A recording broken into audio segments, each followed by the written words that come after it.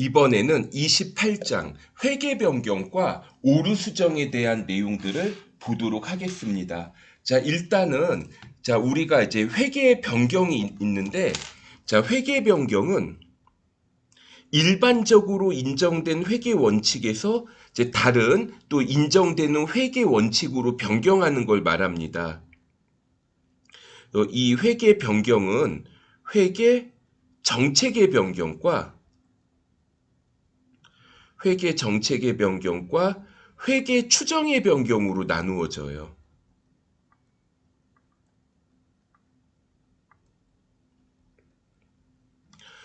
그리고 이제 오류 수정이라는 게 있습니다.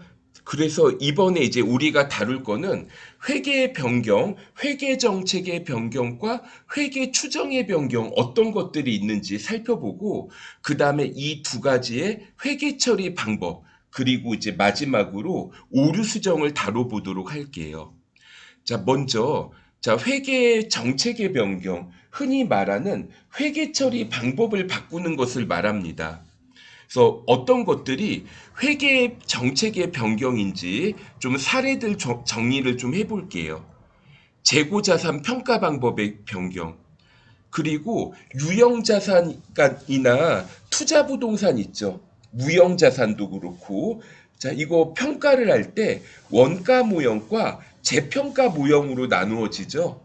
그래서 원가 모형을 적용하다가 재평가 모형으로 바꾼다거나 반대로 재평가 모형에서 원가 모형으로 바꾸는 경우 있죠. 이런 경우가 회계 정책의 변경에 해당합니다. 그리고 지분증권 단가 설정 방법의 변경. 그래서 예를 들어서 내가 이제 주식을 보유를 하고 있는데 예를 들어 총평균법에서 이동평균법으로 평가 방법을 바꾼다. 그러면 회계 정책의 변경에 해당됩니다. 반면에 이제 추정의 변경이 있는데 추정의 변경은 과거에는 최선의 추정치였는데요. 시간이 지나다 보니까 뭐 환경이 변화했다거나 추가적인 정보가 있어요. 그래서 추정치를 바꾸는 거를 회계 추정의 변경이라고 합니다. 회계 추정의 변경에는 어떤 게 있나?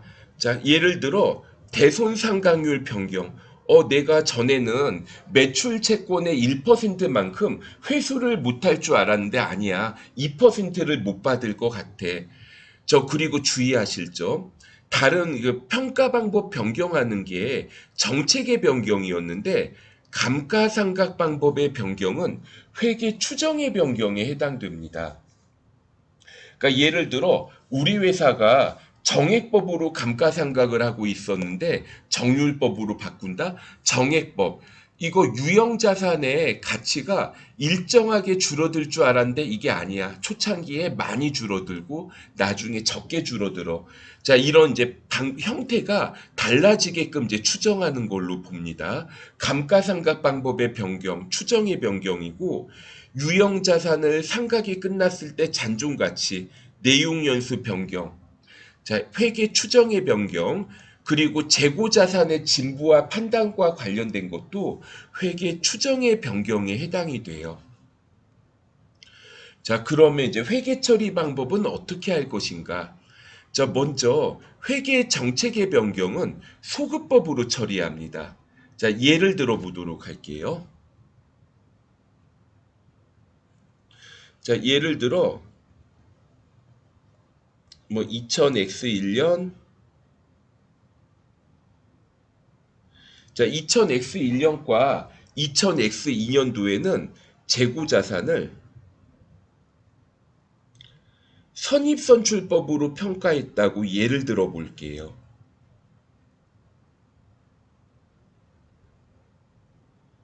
그런데 2000X3년이 되었을 때, 이거를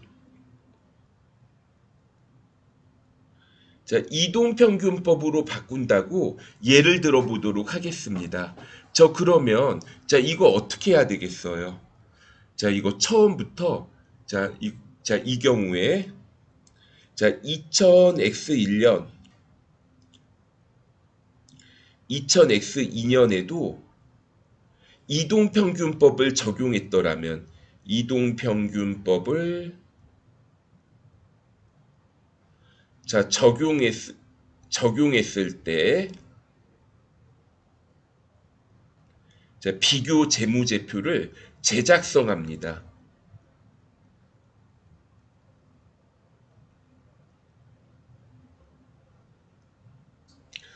저 반면에 회계 추정의 변경이 있어요.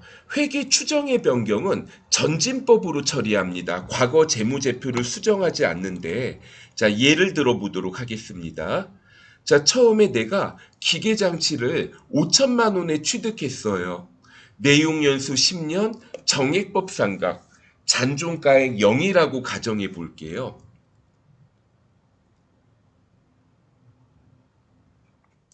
자, 그러면 1년에 얼마만큼 감가상각을 해요? 1년에 500만 원만큼 감가상각을 하겠죠. 자, 그러면 자, 1년, 2년 동안 상각을 했습니다.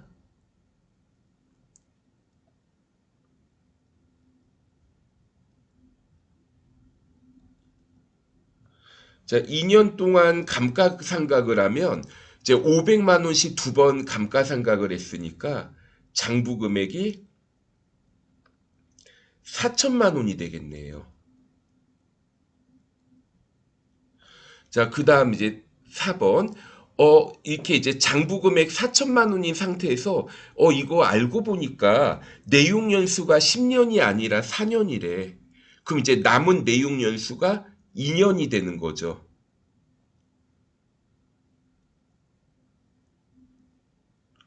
자, 그럼 이제 감가상각비를 어떻게 하냐? 이제 4천만 원을 2년 동안 감가상각을 해요. 그럼 1년에 2천만 원 감가상각을 하겠죠. 자, 한번 볼게요. 자, 원래 계획대로라면 자, 이거를 이제 5천만 원에 취득을 해서 10년 동안 자, 감가상각을 합니다. 그런데 2년이 지났을 때 어떻게 됐어요? 자, 2년이 지났을 때 이게 아니야. 자, 이제 우리가 4천만 원을 2년 동안 상각할 거야.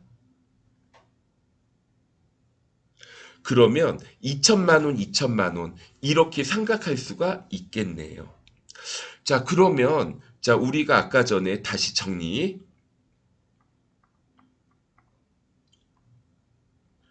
자, 회계 정책의 변경 어떻게 한다고요? 회계 정책의 변경은 소급법. 소급법을 적용을 하다 보니까 비교 재무제표를 재작성합니다.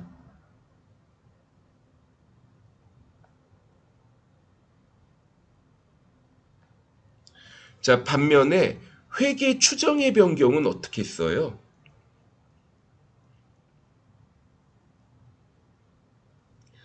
자, 회계 추정의 변경은 전진법으로 처리를 해요. 자, 그래서 자, 과거 재무제표를 수정하지 않죠. 자, 그래서 어떻게 된다? 과거 재무제표는 수정하지 않고 차기 이후에만 영향을 미칩니다.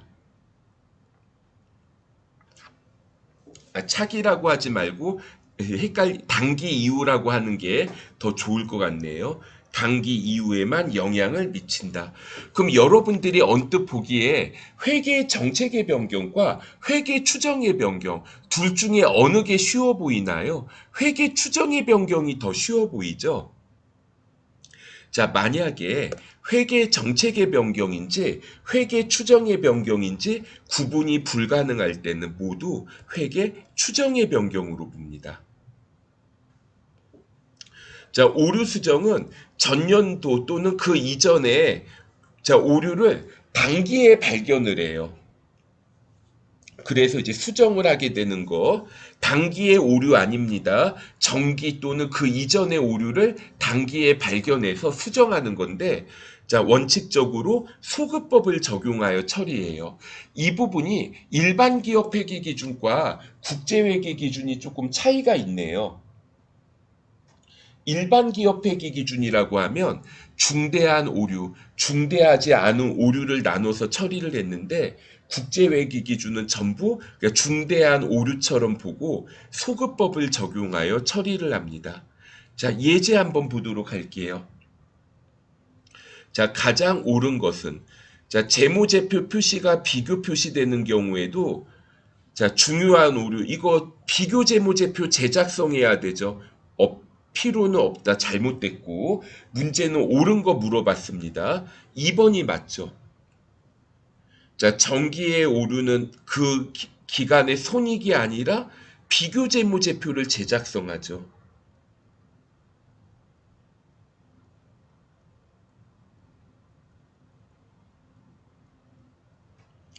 자, 그 다음에 자, 선입선출법에서 가중평균법 변경하는 거 오류 수정이 아니라 회계 변경에 해당합니다. 회계 변경 중에서도 회계 정책의 변경에 해당하겠어요. 자, 2번. 자, 회계 변경과 오류 수정에 관한 설명으로 가장 올바르지 않은 것은 하고 물어봤습니다. 자, 1번 뭐 일단 넘어갈게요. 그 다음에 2번 전기 오류 수정 이거 어떻게 해야 돼요? 비교 재무제표 제작성, 비교 재무제표 제작성하는 거라고 했죠. 단기 손익에 뭐 전기 오류 수정 손익, 영업의 손익으로 이렇게 처리하는 게 아니라 국제회계 기준에서는 어떻게 해야 된다? 그냥 비교 재무제표를 제작성합니다. 자, 3번. 회계 추정의 변경에 관한 사항이 아닌 것은 자, 회계 추정의 변경 물어봤는데 자, 4번이 답이 되죠. 4번은 회계 정책의 변경에 해당합니다.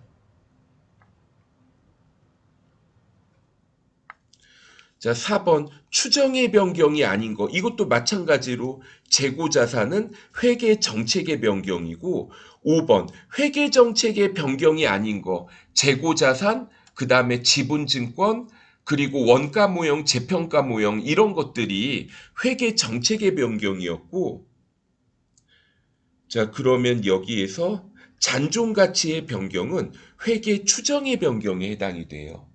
자, 그 다음에 6번 가장 올바르지 않은 것은 하고 물어봤습니다. 그래서 회계 정책의 변경, 다른 회계 정책으로 바꾸는 거, 진부와 여부의 판단, 이거 재고자산의 진부와는요, 이거는 회계 추정의 변경에 해당합니다. 2번이 답이 되겠네요.